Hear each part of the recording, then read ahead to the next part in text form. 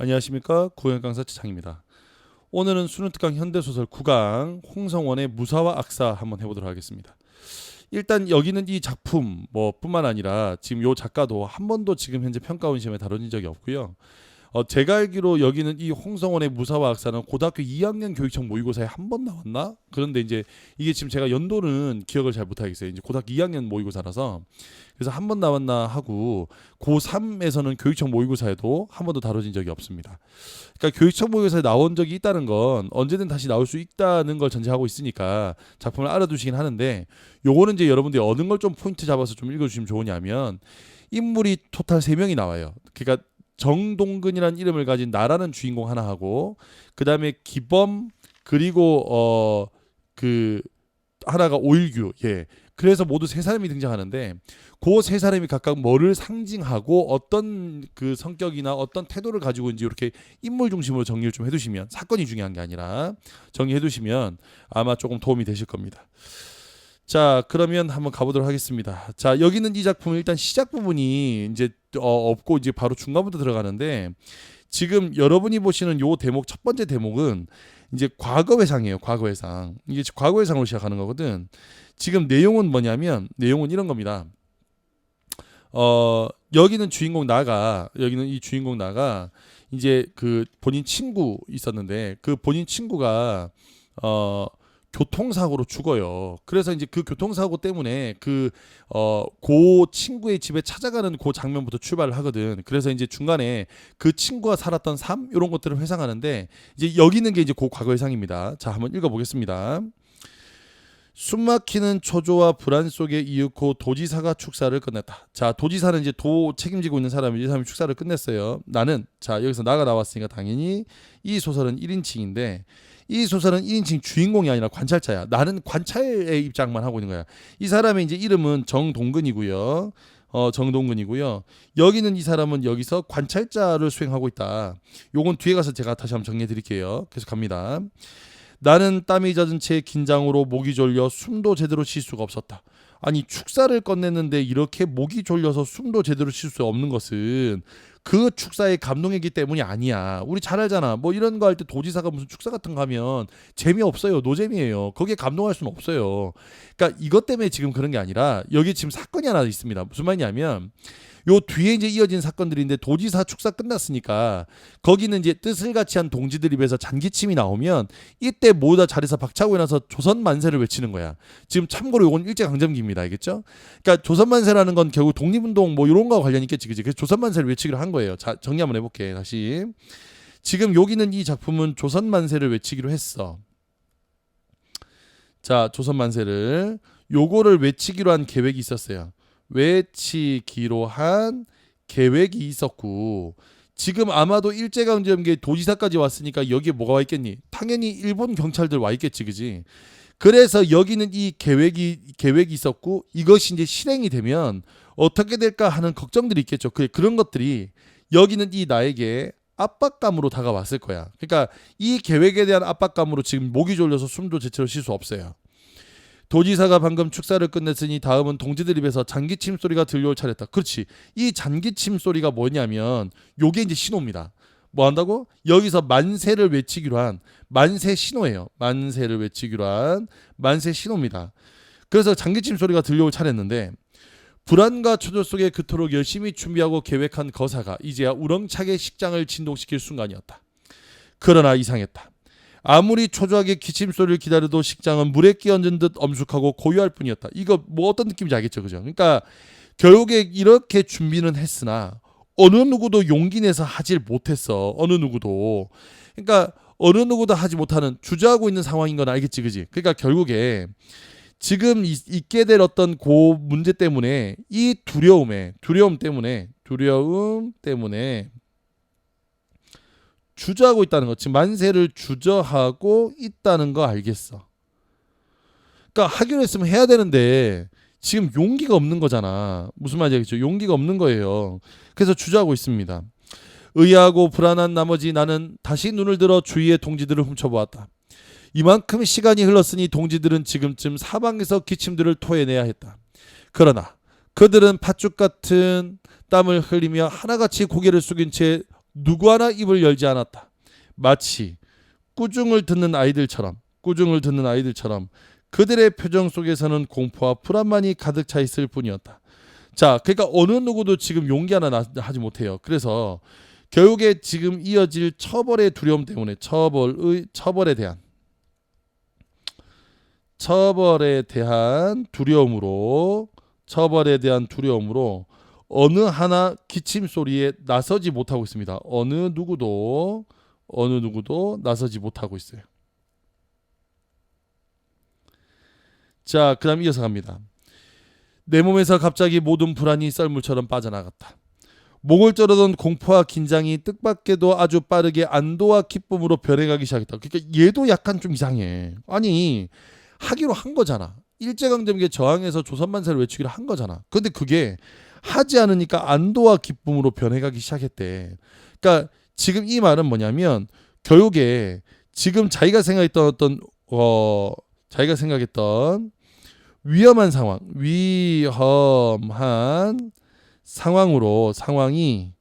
상황이 되지 않았어. 그래서 느껴지는 뭐라고? 안도와 기쁨이야.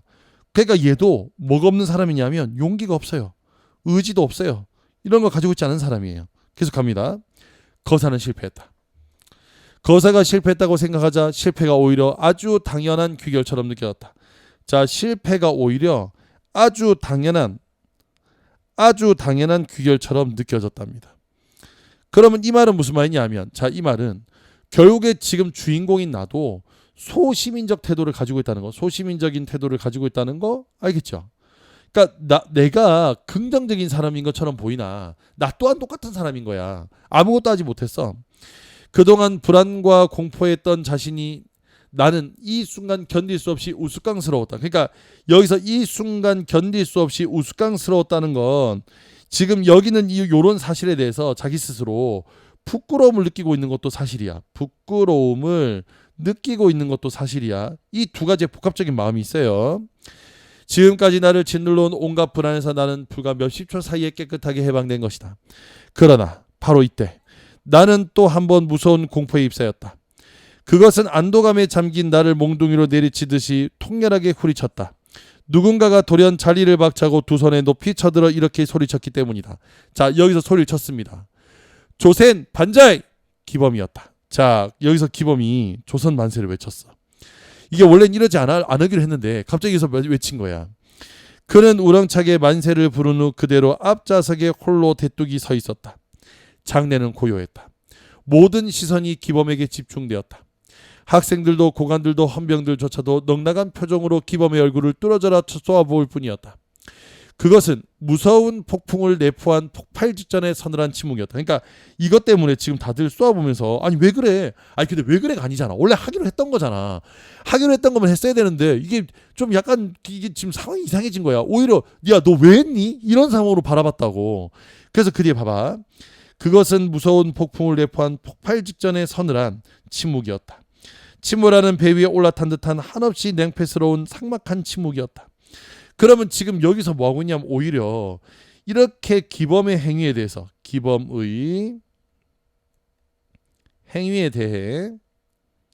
기범의 행위에 대한 어떤 절망 혹은 원망 이런 게 들어가 있는 거야. 그러니까 지금 요걸 통해서 알 수 있어. 여기 있는 이 다른 지식인들마저도 모든 지식인들이 다 소시민적이라는 거 알겠어. 차라리 그냥 하지 말자. 이거 암묵적으로 이렇게 동의해버렸죠, 그죠? 근데 오히려 조센 반자이라고 하니까 그러니까 갑자기 뭐 왜 저래? 왜 그러는 거야? 지금 상황이 그렇게 된 거예요. 시간이 흘렀다. 아주 긴 시간인 것도 같고 짧은 시간인 것도 같았다. 식장의 경비를 맡고 있던 헌병들은 그러니까 여기는 이 헌병들은 일본 경찰이겠죠, 그죠? 일본 경찰. 이윽고 긴장된 표정으로 저마다 칼절에 손을 대기 시작했다. 왜? 여기서 갑자기 미친놈이 조선 만세를 외쳤잖아. 그들은 기범이 또 한 번 소리치면 식장에서 당장에 그를 체포할 듯한 험악한 기세였다. 그런데 뜻밖에도 기범의 두 팔이 다시 번쩍 머리로 쳐들었다. 니폰 반자이! 이것도 정신이 나갔죠. 조센 반자이면 조센 반자인데 여기서 갑자기 또 일본 만세를 외쳤어. 그러니까 지금 태도가 이렇게 또 바뀌었어요. 침묵은 계속되었다. 헌병들은 칼자루에 손을 댄 채 여전히 기범을 쏘아보고 있었고 기범은 이번에도 만세 후에 여전히 앞좌석에 꼿꼿이 서 있었다. 그러나 이번 침묵은 아까와는 약간 성질이 달랐다. 식장에 참석한 모든 사람들은 이번에는 긴장 대신에 묘한 의문에 사로잡혔다. 서로 상반된 입장들이 놓여있지만 그들은 기범을 향해 똑같은 질문들을 던지고 있었던 것이다. 너는 왜 조선 만세를 부른 후에 뒤따라 일본 만세를 불렀는가? 너의 만세는 무슨 뜻인가? 너는 대체 어느 편인가? 그러나 그 의문도 뒤따라 곧 해답을 얻었다. 기범이 다시 두 팔을 쳐들고 제3의 만세를 외쳤기 때문이다. 타이토 반자이! 이 새끼 대동아 만세도 외쳤어. 장난 아니야. 식장을 지배해온 숨막히던 긴장은 이 세 번째 만세로 깨끗이 해소되었다. 자, 그러면 세 번째 만세로 깨끗이 해소되었다는 것은 결국 일단 지금 모르게 흘렀던 긴장감은 해소가 됐어요.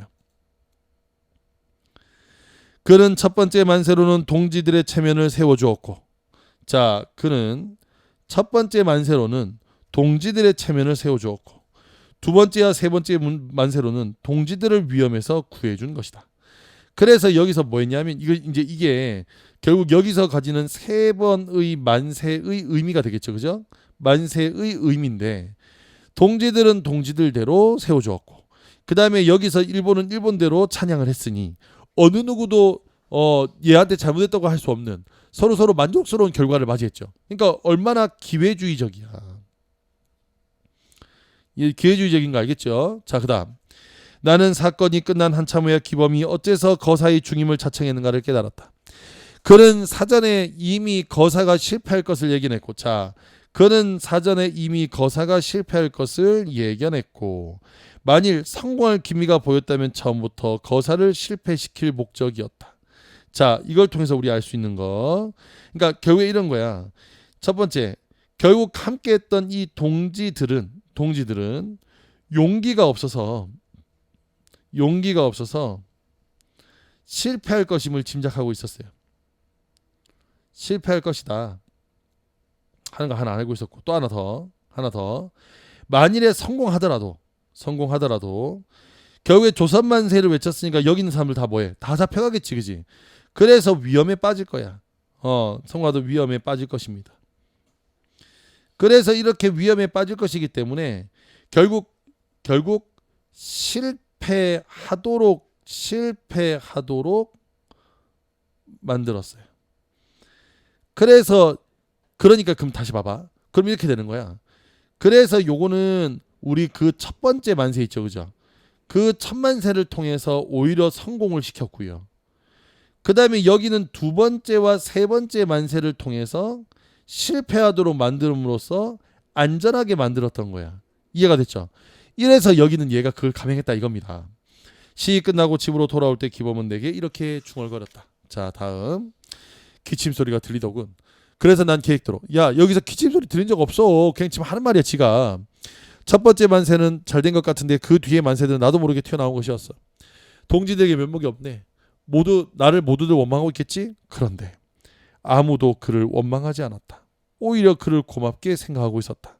자, 이걸 통해서 당시 지식인들의 비겁하고 위선적인 면모가 여기에 드러나 있죠, 그죠? 자, 요거 드러난 겁니다. 자, 그다음 갑니다. 자, 이제 중요한 이유가 되겠네요. 일규는 기범과 부닥치자 가장 불길하게 해체되기 시작했다. 그럴듯한 음모였지만 나는 참을 수 없는 모욕감을 느꼈다. 자, 일규는 기범과 부닥치자 가장 불길하게 해체되기 시작했다가 무슨 말이냐면 지금 요게 해체되는 게 여기는 일규에 대한 평가야. 평가를 하기 시작했어. 자, 그랬더니 그럴듯한 음모였지만 나는 참을 수 없는 모욕감을 느꼈대. 왜냐하면 일규는 자기가 생각에는 매우 긍정적이라고 생각하거든. 됐어? 그래서 뭐냐면 기범의 생각과는 완전히 다르다. 이런 거 보여주고 있습니다. 도둑놈아, 억지 쓰지 마라. 너는 파렴치에 불과하지만 일규는 전신으로 세상을 산 놈이다. 아무리 네가 잡아 흔들어도 일규는 절대 쓰러지지 않는다. 천만에 나는 안다. 그로 운이 좋은 삼류 무사에 불과했다. 뽑아본 일이 없는 칼을 차고 질 수 없는 전쟁만 못 들어지게 해온 놈이다. 자, 지금 요걸 통해서 여기 있는 이게 누구? 일규에 대한 평가야. 즉 다시 말하면 자, 이걸 이제 무사라고 불렀어. 이게 무사의 뜻이야. 결국 무사라는 것은 위험을 무릅쓰고 위험을 무릅쓰고 위험을 무릅쓰고 정의를 위해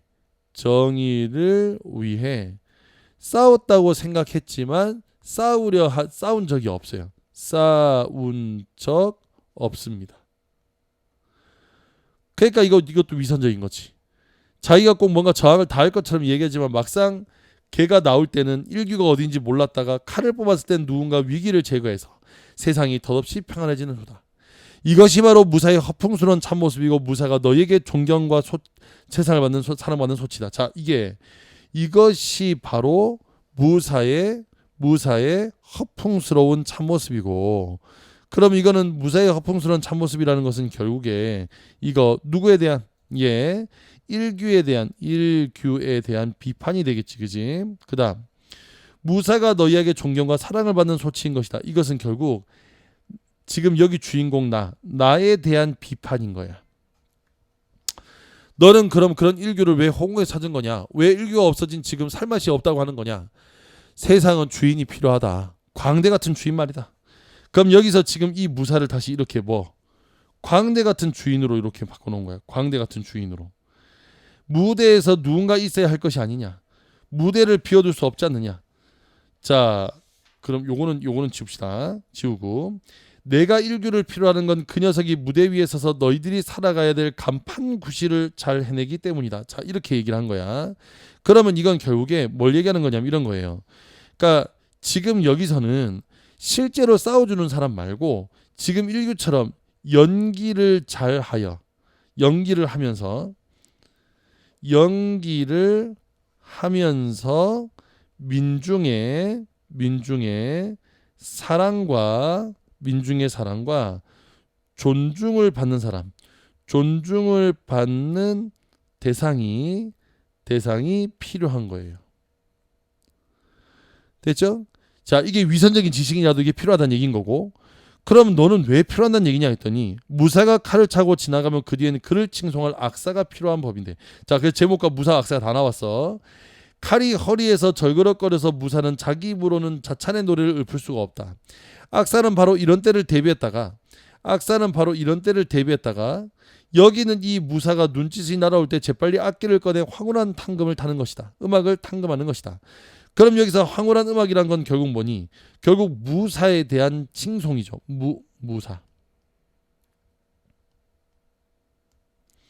무사에 대한 찬양이 되겠어.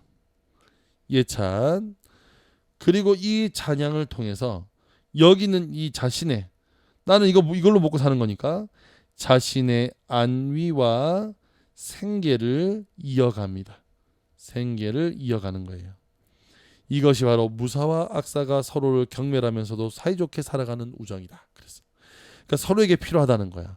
한 사람은 위선적으로 앞장서서 내가 모든 걸 다 해낸 것처럼 이야기하는 사람이 한 사람 있는 반면에, 어떤 사람은 그게 아니라 그 옆에 빌붙어 서서 그 사람을 예찬하는 그런 태도를 취하고 있는 사람도 필요하다. 뭐 이런 종류의 소설이 되겠죠, 그죠? 자, 그럼 인물 관계 다시 한번 정리 한번 해볼게. 여기 2번 문제 아래쪽에 빈 여백이 있으니까 여기다 정리 한번 해보겠습니다. 결국 여기 있는 이 소설은 전체적인 게 대부분 다 위선적이고 가식적인 지식인들의 모습을 보여주고 있어요. 맞죠, 그죠? 그 대표적인 사람이 크게 두 사람인 거야. 하나가 누구냐면 하나는 무사에 해당하는 사람들. 즉 무사에 해당하는 사람들은 뭐냐면 앞에서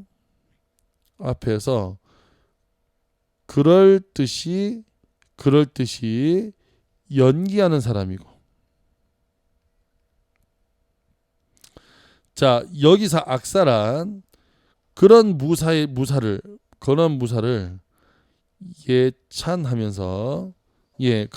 예찬하면서 자신의 안위를 지키는 데만 주력하는 사람입니다. 됐죠? 그래서 여기선 얘는 일규가 되고, 됐지? 여기선 일규가 되고 얘는 기범이 되는 거야. 됐습니까? 그러면 그래서 이렇게 인물군이 두 개로 나뉜다 하는 거 기억해 두셔야 돼. 인물군이 크게 두 개로 나뉜다는 거 기억해 두셔야 돼. 또 하나 더. 자, 그러다 보니 특정 인물에 대한 평가, 특정 인물에 대한 평가는 상반된 평가를 할 수밖에 없습니다. 상반된 평가를 할 수밖에 없다. 자, 여기서 특정 인물이란 누구 얘기하는 거냐면 오일규를 얘기하는데, 이때 상반된 평가는 긍정과 부정으로 나누어서 긍정적인 평가는 나가 하고 부정적인 평가는 기범이 한다. 뭐 이런 정도로 여러분이 정리해 두시면 되겠죠. 그죠? 자, 그다음 또 하나 더. 이거는 지금 친구인 기범과 오일규의 삶에 대해서 쓰고 있으니까 1인칭 주인공이 아니라 1인칭 관찰자 시점이고, 최대한 관찰자의 시점에서 지금 금방 얘기했던 것처럼 오일규라든가 아니면 여기는 지금 그 기범이, 여기는 이 기범이 김기범이라든가 요렇게 지금 일규라든가 기범의 삶을 요렇게 관찰하면서 전달해 주고 있다는 것도 기억해 두셔야 되겠습니다. 자, 내용은 그렇게 어렵지 않은데 인물군 나누는 거 중요하고요. 각 인물들이 어떤 관계를 맺고 있는지도 여러분이 정확히 판단해 주셔야 되겠습니다. 자, 그러면 요것으로 마치겠고요. 저는 또 다음 영상으로 찾아뵐 텐데 이제 현대소설도 거의 끝나갑니다. 조금만 더 힘내시면 될 것 같아요. 저도 열심히 힘내서 한번 해보도록 하겠습니다. 그러면 다음 시간에 다시 만나 뵐게요. 안녕.